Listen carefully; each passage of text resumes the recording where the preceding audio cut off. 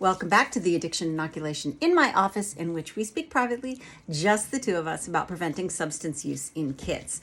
Okay, we just finished risk factors. At the very beginning, I said we need to picture this like a scales of justice scale, right? So on one side, we have risk factors. On the other side, we have protections. And if your kid has more risk factors, like my kids have a genetic predisposition for substance use disorder, and then there are a couple other things thrown in there, that the protection side is going to have to be even heavier to outweigh the risk side. So we need to think really specifically about our kids' individual risks, how many they have, risk factors and how many they have, and then heap the protections on precisely according to what they need and just liberally so that there are as many of them as possible to outweigh the risks. Okay, so we talked about the risks being genetics, epigenetics.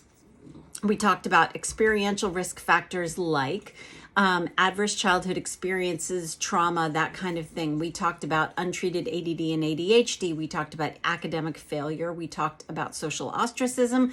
We talked about kids being aggressive with each other. We talked about transitions, and we talked about summer. Now, let's get into the specific protections for each of these things. I'm going to start with the general overlook, and then we'll move into the very specific protections.